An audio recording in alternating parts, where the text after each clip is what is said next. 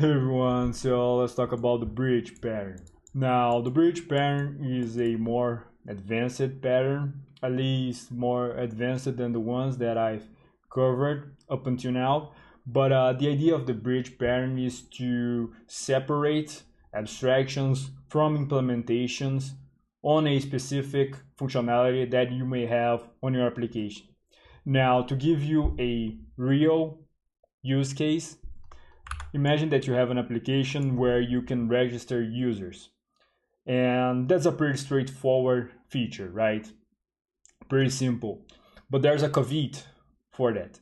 Imagine that you have two different servers running at the same time for that support that functionality. You have a newer, which uses JSON, and you also have an older one, which supports only CSV format, and you want to keep compatibility between the two of them.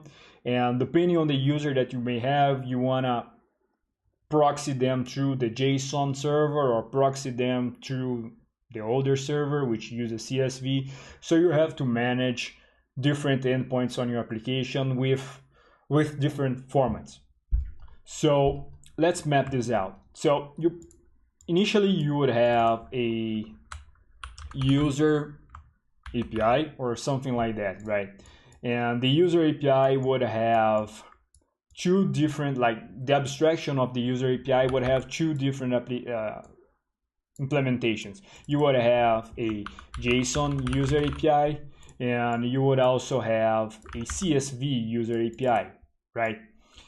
And let's call that user gateway API, and you would also have a JSON, or let's call gateway JSON user API, and you would also have the same thing for CSV. So let's just copy this out and also delete this. So you also have the gateway CSV user API, right? So you have these three steps. This would the user gateway API would act like a interface, let's say, and you would also have gateway JSON user API, which would implement the user gateway API, and you would also have the gateway CSV user API, which would implement or extend the user gateway API, right? And you would also have the specific services that you would have to parse to JSON and to CSV. So let's call it user API schema service. Let's call that schema service. And this guy would also have the JSON schema service and also the CSV schema service. So something like that, right? So let's go this. Hey, so I have my VS Code open here, and the only thing that I have done is I created a function. I actually generated this function, but the idea of this function is to convert objects to CSV. I just did that to save us some time because this is not the focus of this video. So I already have that function built in. So we supply objects to it and it returns us the CSV. Basically that. And we will use that for the CSV schema service. That's it. So let's map the first class. We'll have an user gateway API. And here's the thing. We want to separately manage the implementations from the abstractions. So we have to use something called inversion of control here, or a specific implementation of that called dependency injection. And I already have a video talking about dependency injection, but I will use something similar to that just so we can actually manage the dependencies separately, which is the idea of the bridge pattern. So we'll have a constructor, and the constructor will actually receive the dependency, which could be a JSON schema service or a CSV schema service. So let's just call it schema service, and this dot schema service equals schema service. So we are injecting schema service, and let's define a contract for the send data method, which we'll use to basically mock the newer and the older CSV endpoints. So send data receiving the user data. Let's say that we want to register the user. So we don't want to map this method because we want to override it. So the first class that we will create, which inherits user gateway API, will be gateway JSON user API, which extends user gateway API. So this guy already has the schema service built in, and let's override the send data method, and this guy will actually call schema service dot, let's say that we'll have a method called send data and just supply the user data there, right? And we'll have the same thing for the CSV user API, which will do the same thing.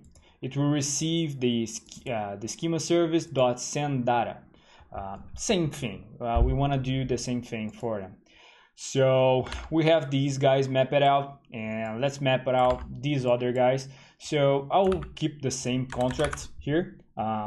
Just name it user API schema service, and this guy will not be injected. It's just going to send data, and let's do the same thing for the JSON schema service and the CSV schema service. So CSV schema service, and we'll extend user API schema service, and send data. We'll do something different here, but let me just map out the JSON user API first, and we'll have the JSON schema service here, which extends user API schema service, and this guy will be pretty simple. Let's just parse user data. So JSON user data equals JSON.stringify user data. So we parse it, the user data, and let's send it to let's just say console log data is parsed to JSON, and then we'll say JSON user data, and we'll do the same thing for the CSV one, but instead of calling JSON.stringify, we want to call the object to CSV function that parses objects to CSV. So object to CSV receiving user data, and that will be called CSV user data. So we have CSV data here, and that set us up to the last part. And the last part will actually instance all these classes that we created. So let's create the JSON schema service. Let me just keep that as lowercase, equals new JSON schema service, and also do the same thing for the CSV schema service. So we have the CSV schema service, and then we instance the abstractions that we have. That may sound weird, right? But we had that. These not like the abstract that you have on Java, but these will act as abstractions of the functionality, right? So let's instance both of them here. So we'll have gateway JSON API